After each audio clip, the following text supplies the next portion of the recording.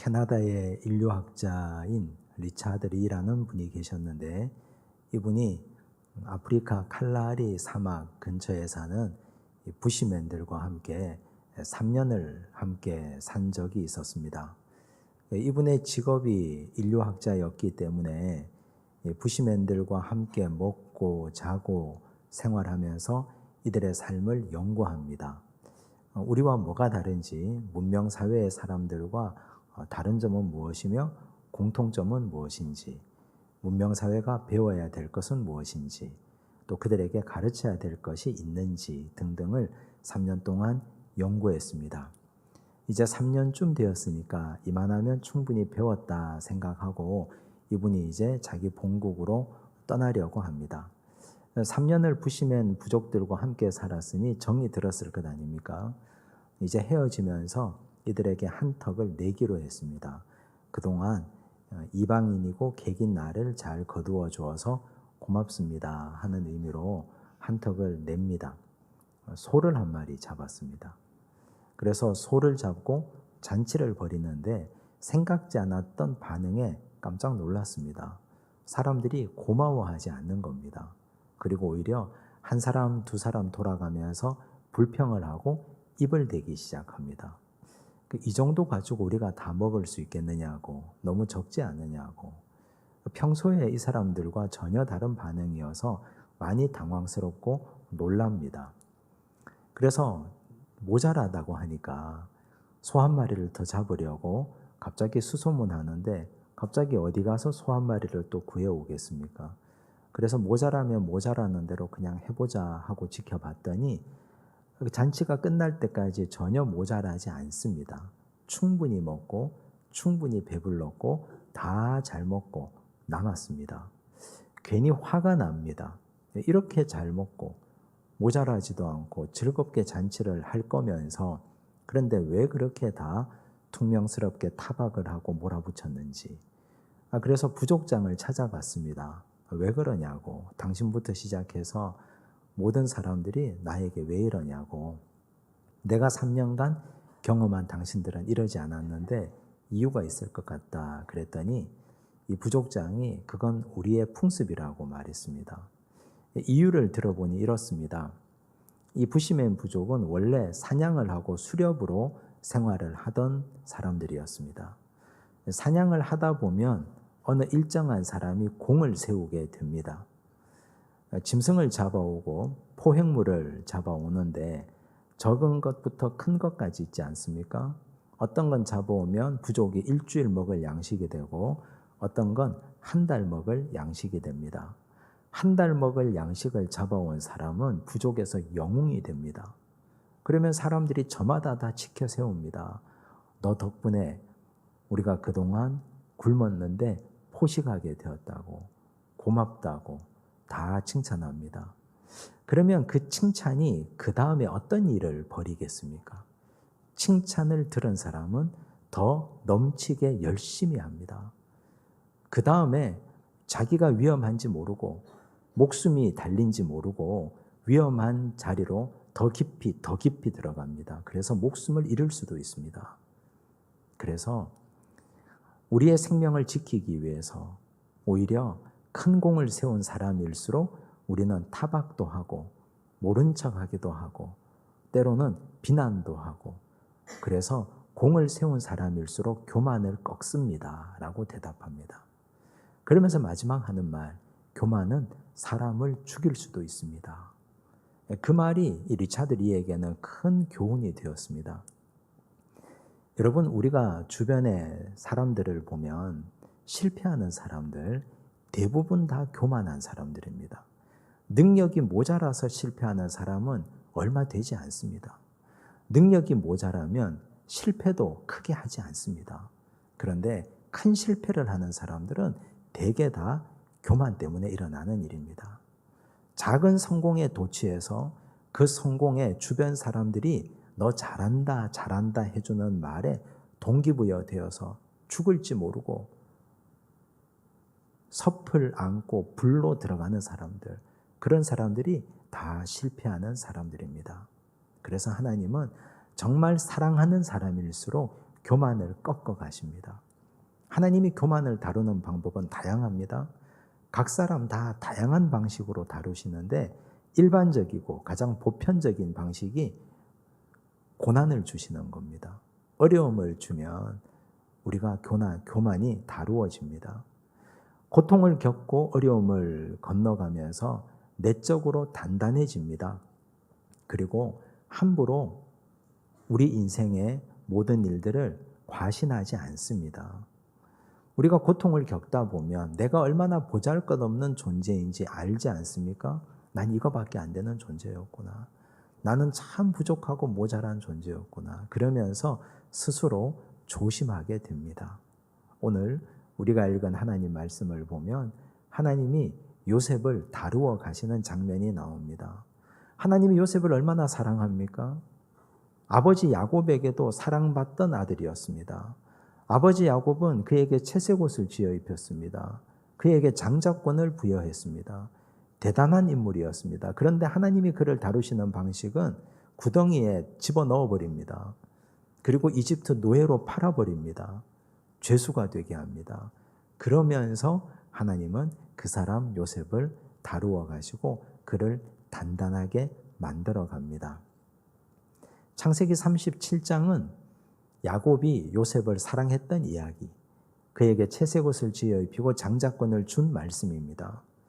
요셉은 두 번의 꿈을 꾸었는데 꿈을 가감없이 형제들에게 다 말합니다. 형제들이 미워합니다. 결국 이집트 노예로 팔려갑니다. 창세기 38장은 유다의 가정에서 일어난 일입니다. 형편없는 유다, 하나님 말씀을 밥 먹듯이 어기는 유다. 그러나 다말은 하나님의 말씀을 지키고 살았던 사람이었습니다. 이제 39장 이야기는 본격적인 요셉의 고난 이야기가 펼쳐집니다. 1절을 보십시오. 함께 읽습니다. 요셉이 이끌려 애굽에 내려가매 바로의 신하 친위 대장 애굽 사람 보디발이 그를 그리로 데려간 이스마엘 사람의 손에서 요셉을 산이라. 결국 이제 요셉이 이집트 노예로 팔려갔습니다. 그의 주인 된 사람이 누구냐? 보디발이라는 인물입니다. 보디발을 성경이 소개합니다. 이집트 왕 파라오의 친위대장이라고 말합니다. 요즘 말로 하면 경호실장이었다는 말입니다. 대단한 권세를 가지고 대단한 권력을 가지고 있는 인물입니다. 부와 명예와 권력을 한 손에 가지고 있는 사람, 그가 바로 보디발이었습니다. 그런데 여기서 우리가 주목해 봐야 될 단어가 있는데 애굽에 내려갔다는 말입니다. 내려가다, 야라드라는 단어를 사용합니다. 그런데 이 야라드라는 말은 굉장히 유명한 말입니다. 요나서에서도 핵심 주제로 사용되는 말입니다. 요나서 1장 3절과 5절 말씀을 보시겠습니다. 함께 읽습니다. 그러나 요나가 여호와의 얼굴을 피하려고 일어나 다시스로 도망하려 하여 욥바로 내려갔더니 그러나 요나는 배 밑층에 내려가서 누워 깊이 잠이 든지라. 여기 내려가다라는 말이 두 번이나 반복해서 쓰이지 않습니까? 야라드 또 야라드라는 말이 계속 쓰입니다. 그런데 여기 내려가다는 말은 영적으로 타락하고 영적으로 침체했다는 의미입니다. 왜냐하면 요나가 하나님의 음성을 듣지 않습니까? 니느웨에 가서 복음을 전하라. 그런데 요나는 가기 싫었습니다. 북이스라엘의 적대 국가인 아시리아의 수도 니느웨에 내가 왜 가서 복음을 전해야 되는가? 그걸 거부합니다. 그리고 욥바로 내려가 버렸습니다. 욥바로 가서 다시스로 가는 배를 타려고 그리로 내려갔습니다. 즉 하나님의 명령을 거부하고 도망가기 위해서 내려간 이 야라드는 영적인 타락을 의미합니다. 내려가는 것. 계속해서 내리막길로 내려가는 영적 타락. 거기서 그치지 않습니다. 배 밑바닥까지 야라드 내려가 버렸습니다. 배 밑바닥에서 그는 쿨쿨 잠에 빠져 들어갑니다. 풍랑이 일어납니다. 배가 깨어질 것 같은 큰 풍랑입니다. 그런데 세상 모르고 잠들어 있었습니다. 영적인 침체에 들어가니까 그곳으로 깊은 곳에 야라드 해버리니까 흔들어 깨워도 일어나지를 않습니다. 영적 침체입니다. 그런데 똑같은 단어 야라드가 요셉에게 사용됩니다. 그러면 요셉이 애굽에 내려간 것, 이집트로 내려간 것, 이건 영적인 타락입니까? 영적인 침체입니까? 둘 다 아닙니다. 사람들이 볼 때는 이제는 망해서 내려가는 것처럼 보이지만, 그러나 하나님이 함께 하시기 때문에 이건 요나의 경우와는 전혀 다른 야라드 내려가는 겁니다. 2절 말씀을 보십시오. 함께 읽습니다. 여호와께서 요셉과 함께 하심으로 그가 형통한 자가 되어 그의 주인 애굽 사람의 집에 있으니 여호와께서 그와 함께 하셨다 그랬습니다. 그래서 요셉이 내려간 이 야라드는 망해서 내려가는 게 아닙니다. 영적인 타락도 아니요, 영적인 침체도 아니요. 하나님과 함께 하심으로 이건 하나님과의 거룩하고 확실한 동행이었습니다. 여러분, 이걸 우리가 잘 구분해야 됩니다. 사람들이 객관적으로 볼 때 지금 요셉은 어떤 상태입니까? 망한 것 아닙니까? 최고의 자리에 있었습니다. 가장 높은 자리에 있었습니다. 아버지 야곱이 요셉을 사랑해서 그에게 채색 옷을 입혔습니다. 너는 이제 일하지 않아도 된다. 노동의 면제였습니다. 그는 12형제 중에 장자권을 일찌감치 넘겨받았습니다. 형제들 위에 군림했습니다. 형제들이 노동하고 목축할 때 그걸 관리 감독하는 사람이었습니다. 그런데 구덩이에 빠졌다가 채색 옷이 벗겨지고 노예가 되어서 이집트로 야라드 내려가고 있습니다. 그럼 객관적으로 볼 때는 망하는 겁니다. 더 이상 소망이 없습니다. 희망이 없습니다. 이제 노예로 팔렸는데 어떻게 올라올 겁니까? 그런데 여기서 중요한 사실은 하나님과 함께 했다는 사실이 중요합니다. 마치 다윗처럼. 다윗이 시편 23편 4절에서 고백하지 않습니까? 내가 사망의 음침한 골짜기로 다닐지라도 해를 두려워하지 않을 것은 주께서 나와 함께 하심이라. 주의 지팡이와 막대기가 나를 안위하시나이다. 여러분, 다윗의 인생을 한번 보십시오. 그의 인생은 아무것도 없는 인생이었습니다. 원래 아버지 이새의 집의 막내 아들로 살았는데 어느 날 그가 골리앗을 이깁니다. 그리고 나서 그의 인생은 180도 달라집니다. 그때부터는 오르막 인생이었습니다. 올라가고 또 올라가는 인생이었습니다.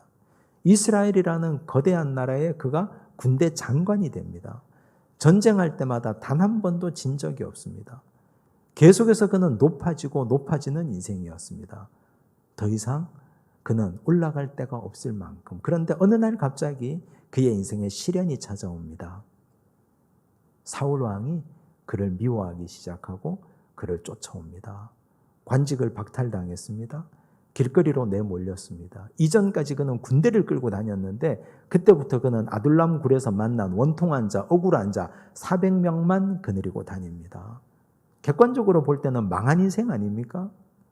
입지적인 성공적인 인물이었다가 이제는 완전히 망해버린 인생이 됩니다. 그런데 다윗의 고백, 내가 사망의 음침한 골짜기로 다닐지라도 해를 두려워하지 않을 것은 주께서 나와 함께 하심이라. 하나님이 나와 함께 하시기 때문에 나는 망한 인생이 아니다. 사람들이 볼 때는 야라드하는 인생처럼 보이지만 하나님이 나와 함께 하시기 때문에 나는 염려할 것이 없고 주의 지팡이와 막대기가 나를 안위하시기 때문에 나는 걱정하지 않는다. 이 고백을 다윗이 했지 않습니까? 요셉처럼 다윗처럼 우리 인생 사람들이 볼 때 너는 실패한 인생이야. 너는 망한 인생이야. 너는 자꾸만 내려가는 내리막길의 인생이야. 사람들이 그렇게 말할지라도 우리가 하나님과 함께하는 것이 확실하다면, 주와 함께 걸어가는 길이 분명하다면 우리는 망한 인생이 아닙니다. 하나님과 동행하는 성공하는 인생이고 복된 인생인 줄로 믿습니다. 그걸 우리가 잘 구분해야 됩니다. 여기서 우리는 평안의 의미도 생각해 봐야 됩니다. 여러분, 언제 평안하십니까? 언제 내 마음에 평강이 강같이 흘러 넘친다고 생각하십니까? 어떤 사람은 돈이 없는데 물질이 확 부어지면 나에게는 평화가 온다고 생각합니다. 그런데 그것도 착각인 것이 억만장자가 진짜 걱정이 없을까요? 억만장자는 억만 가지 걱정이 있습니다. 건강에만 문제가 없으면 진짜 내 인생에 문제가 없을까요? 천만의 말씀입니다. 몸이 건강하고 아무런 문제가 없어 보여도 그 속을 들여다보면 문제투성입니다. 진짜 평강이 무엇인가? 예수께서 우리에게 보여줍니다. 요한복음 20장 19절을 보십시오. 함께 읽습니다. 이날 곧 안식 후 첫날 저녁 때에 제자들이 유대인들을 두려워하여 모인 곳에 문들을 닫았더니 예수께서 오사 가운데에 서서 이르시되 너희에게 평강이 있을지어다. 예수님이 십자가에 달려 돌아가시고 제자들이 두려움에 빠집니다. 흩어졌던 제자들이 우리도 잡히면 예수님처럼 십자가에 달려 고문당하고 죽을까 봐 그들끼리 모여서 모인 곳에 문들을 닫았습니다. 두려웠습니다. 그런데 그 한가운데로 예수께서 오셨습니다. 예수님이 하신 말씀, 너희에게 평강이 있을지어다. 환경이 달라지지 않습니다.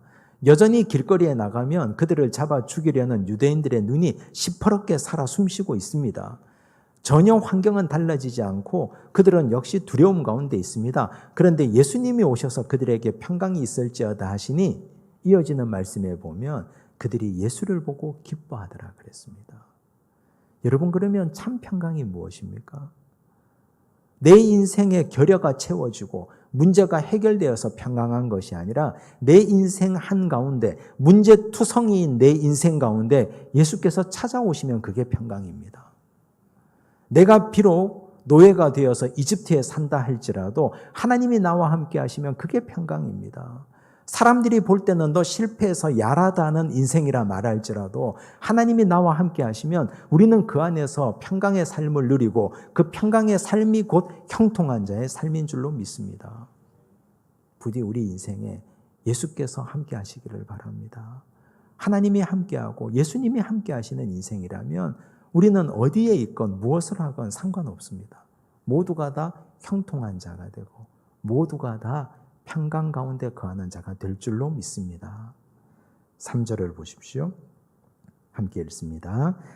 그의 주인이 여호와께서 그와 함께 하심을 보며 또 여호와께서 그의 범사에 형통하게 하심을 보았더라. 보디발이 보니까 하나님이 그와 함께 하신 것이 보였습니다. 또 보디발이 보니까 하나님이 함께 하셔서 그가 형통하게 되는 걸 보았습니다. 여러분, 여기서 형통의 의미가 중요합니다. 우린 형통을 어떤 느낌으로 생각합니까? 통자가 통할 통자 아닙니까? 막힘이 없이 뻥 뚫리는 통하는 것. 이걸 우리는 형통이라고 생각합니다. 그런데 여기 이 형통 찰라흐라는 단어를 사용했는데 이 형통은 돌파하여 건너가다라는 뜻입니다. 막혀 있는데 그걸 돌파해서 건너가는 것, 그것이 형통입니다. 혼자 힘으로는 할 수가 없습니다. 요셉의 힘으로는 막혀 있는 걸 돌파해서 건너갈 수가 없어서 하나님의 신적인 도움이 필요한데 그 하나님이 도우셔서 그를 건너가게 하고 막혀 있는 걸 뚫게 하는 능력, 이게 형통이라는 말입니다. 여러분, 노예는 어떤 인생을 살까요? 보디발 집에 있었던 노예, 모두가 자기가 원해서 노예로 이 집에 와 있는 건 아니지 않습니까?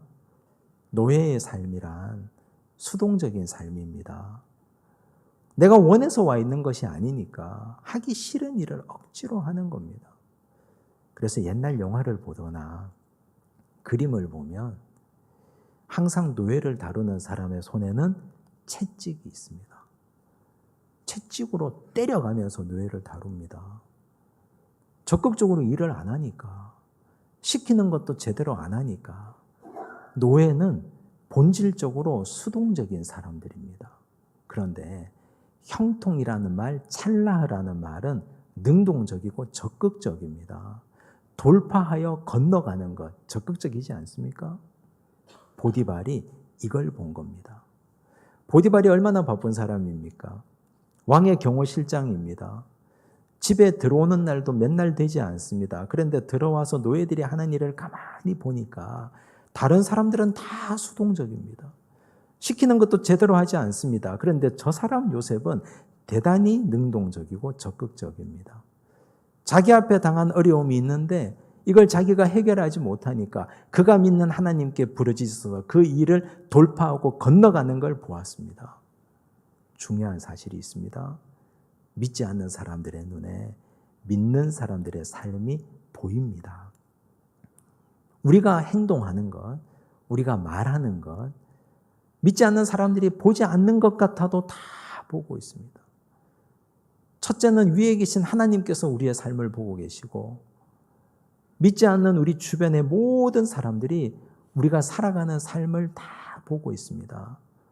보고 있지 않는 것 같은 보디발도 요셉의 삶을 다 관찰하고 보고 있었습니다. 그럼 믿음의 사람들은 어떻게 살아야 되겠습니까? 여러분, 우리가 형통하기 위해서 하나님께 무엇을 구합니까? 사람들은 하나님, 저는 형통하고 싶습니다. 제발 제 인생 형통하게 좀 뚫어주세요. 그러면서 나는 아무것도 하지 않습니다. 형통은 수동적인 게 아닙니다. 형통은 적극적이고 능동적인 겁니다. 내가 일하지 않는데 하나님 돕지 않습니다. 내가 그 일을 위해서 돌파하고 건너가기 위해서 시도하고 노력해야 됩니다. 거기에 하나님의 도움이 더해지는 겁니다. 내 능력이 부족하니까 기도해서 하나님의 도움을 구하고 은혜로 하나님의 은혜를 구하고 그래서 돌파하고 넘어가는 겁니다. 그게 형통입니다. 여러분, 형통을 수동적으로 생각하시면 안 됩니다. 형통하기를 원하십니까? 그렇다면 적극적으로 시도하십시오. 안 해본 것도 하고 노력하고 돌파하려고 애쓰고 힘쓰고 주저앉아 있지 말고 그렇게 하면 막혀있는 것이 뚫려집니다. 그런 놀라운 역사가 형통한 자인 우리에게 임하기를 간절히 바랍니다. 4절을 보십시오. 함께 읽습니다. 요셉이 그의 주인에게 은혜를 입어 섬김에 그가 요셉을 가정 총무로 삼고 자기의 소유를 다 그의 손에 위탁하니. 이렇게 잘하니까, 이렇게 돌파하고 건너가니까, 능동적이고 적극적이니까 보디발이 그에게 가정 총무의 일을 맡기고 모든 걸 그에게 다 위탁했습니다. 그런데 여기서 우리가 묵상하고 살펴봐야 될 아주 중요한 한 단어를 만납니다. 섬김에라는 단어입니다. 누가 누구를 섬겼습니까? 요셉이 보디발을 섬겼다는 말입니다. 그런데 우리가 과연 요셉이라면 이 요셉처럼 우리도 섬길 수 있었을까? 섬김을 방해하는 요소들이 두 가지가 있습니다. 첫째, 요셉의 과거입니다. 우리가 만약 요셉이라고 생각해 보십시다. 그가 형들의 손에 팔려서 이집트에 올 때까지 수많은 생각을 했을 것 아닙니까? 왜 이렇게 되었을까? 이집트 노예로 와서 보디발의 집에 노예로 살면서 그는 원망할 거리가 산더미처럼 있습니다.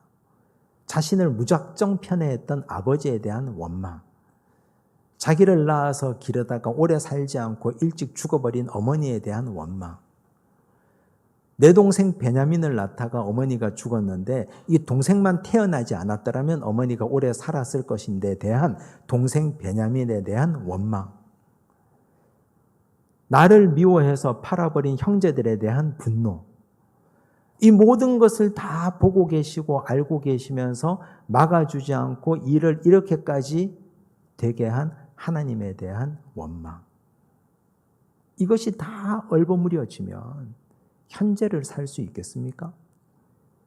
과거 자신의 인생에 대한 연민이 들기 시작하면 현재를 살아내기가 어렵습니다. 우리 중에도 그런 분들이 굉장히 많습니다. 여러분, 우리 인생을 한번 보십시오. 내가 가난한 집에 태어나서, 부모 잘못 만나서, 내 부모가 못 배우고 가난해서, 내 아버지는 술만 드시면 집안 세간 다 때려 부수고 나를 때려서, 내가 제대로 못 배워서 지금 이렇게 살고 있다고, 시집 잘못 가서, 남편 잘못 만나서, 결혼 잘못해서 부인 잘못 만나서, 첫 직장에서 직장 상사 잘못 만나서, 그렇게 억울한 일이 우리 인생에 한두 가지가 아닙니다. 돌아보면 그 일을 막아주지 않고 그 일을 해결해 주지 않은 하나님에 대한 실망, 이게 함께 뒤엉켜서 얼버무려지면 현재를 살아내기가 어렵습니다. 자기 연민에 빠져서 후회가 자꾸 되니까. 그러면서 자꾸만 과거에 매여서 현재를 불태워버립니다. 그런 사람들이 대단히 많습니다. 우린 그렇지 않습니까? 요셉 입장에서 미래를 한번 생각해 보십시오. 이 사람 요셉이 지금은 여기서 인정받아서 이 집의 가정 총무가 되었습니다. 10년 뒤는 어떻게 될까요? 20년 뒤는 어떻게 될까요? 지금은 내가 건강하고 열심히 살아서 인정받아서 가정 총무가 되었지만 10년 뒤, 20년 뒤에도 나는 이 집에서 살아 있을까? 힘 빠지면 쫓겨나지는 않을까? 그럼 어떻게 되는 거지? 노예는 주인의 소유인데 혹시 잘못해서 한 칼에 죽지는 않을까? 미래에 대한 불안과 두려움이 있으면 현재를 살아낼 수가 없습니다. 특히 우리 청년들, 취직에 대한 두려움, 직장 생활에 대한 불안감, 10년 뒤 나는 이 일터에서 일할 수 있을까?